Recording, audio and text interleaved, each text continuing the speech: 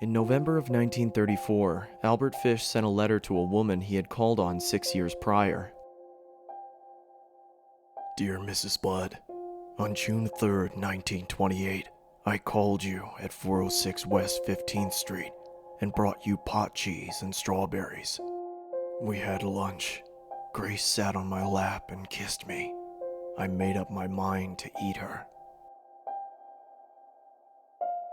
The letter that Mrs. Delia Flanagan Budd received on that cold November evening that began with the tale of a Chinese deckhand with a taste for human flesh had ended with a harrowing and detailed description of her daughter's murder.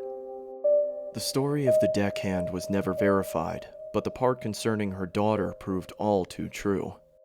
Fish, who had introduced himself to the Budd family as Frank Howard, had killed another child, bringing his believed total of victims up to roughly 100. Hamilton Howard Albert Fish, the Brooklyn vampire, the werewolf of Wisteria, the Gray Man. Call him what you want. The man behind the name remained the same. Small, quiet, and unassuming, with a face that blended in with the crowd, and a demeanor that could frighten even the most hardened criminals. As a child, Fish was plagued by mental illness, as was his whole family. A brother in an asylum, an uncle with mania, a mother with hallucinations, and a father who was 75 years older than him made for a tumultuous childhood, which is why Fish eventually found himself in an orphanage. It was there that his thirst for torture began. The caretakers at the orphanage regularly beat the children and even encouraged the children to hurt each other. However, whereas the other children lived in fear of the pain, Fish grew to enjoy it, eventually relating pain with pleasure. Even when his mother removed him from the orphanage and brought him to live with her, Fish's depravity continued. In 1882, he began a relationship with a telegraph boy who introduced him to the sexual practices of urolagnia and coprophagia, or the consumption of human waste. Eventually, his fascination with obscene sexual desires led him to an obsession with sexual self-mutilation. He would regularly embed needles into his groin and abdomen and flog himself with a nail-studded ping-pong paddle. At some point along the way, self-mutilation became too boring for Fish. He no longer got off on his own pain and therefore began to seek out others to inflict it on. In 1910, while working as a house painter in Delaware, Albert Fish met Thomas Kedden. Fish and Kedden began a sadomasochistic relationship, though it is unknown how much of it Kedden actually consented to. 10 days after meeting Kedden, however, Fish decided that a consensual relationship, or even a coerced one, wasn't enough for him. He invited Kedden to an abandoned farmhouse under the guise of a meeting and locked him inside. For 2 weeks, Fish tortured Kedden, mutilating his body and cutting off his penis.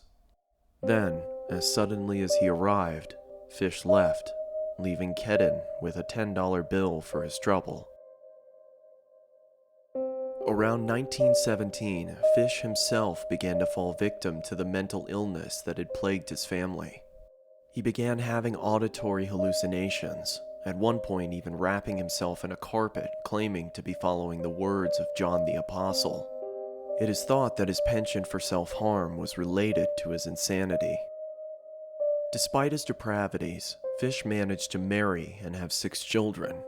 Though his own claim he never abused them, during their lifetimes he continuously abused other young children, mostly boys. Around the time his children were young, he also developed an obsession with cannibalism, often preparing meals of raw meat that he shared with his children. He began to look for vulnerable children, such as mentally handicapped orphans or homeless black children. He claimed that God was speaking with him and commanding him to torture young children. He began to read advertisements in local papers for homes with children looking for housework, or for young men looking for work themselves. It was through one of these advertisements that he found young Grace Budd. Grace had not always been Albert Fish's intended target. In fact, it was her older brother that he had his sights set on. The brother Edward had placed an ad looking for work on a farm or in the country. Fish had planned on hiring him and bringing him out to his country house to torture him.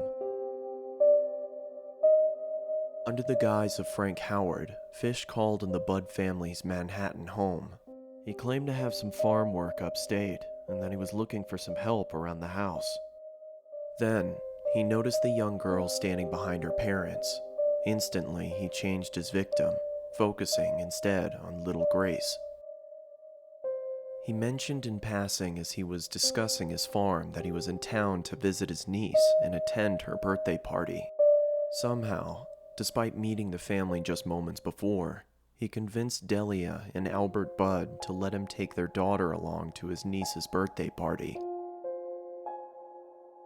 Fish had taken Grace, dressed in her Sunday best, to his farm upstate, the same one he had intended to use as a torture chamber for her brother.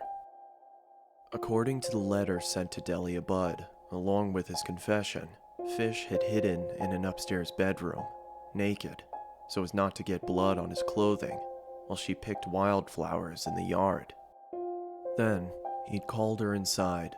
When she screamed at the sight of him, he killed her, strangling her as she fled. He then cut her body into pieces and ate her after subjecting her to horrific torture.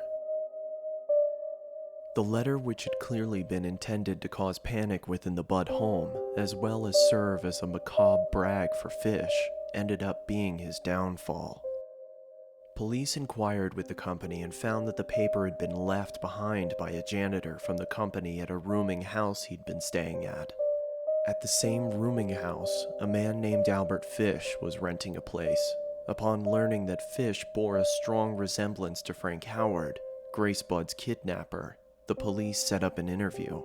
To their surprise, Fish confessed in an instant, practically tripping over himself to reveal the precise details of what he'd done to Grace Budd, as well as dozens of other children. However, in the end, only 3 children could be concretely proven to be his victims. Before long, the police attributed numerous crimes to Fish, who was found to be insane. However, his insanity was not enough to save him, as his guilt was firmly declared by the members of the jury. In March of 1935, he was sentenced to death, but not before being allowed to write a series of notes on his crimes to be handed over to journalists working on the case. They took one look at the notes and refused to publish them.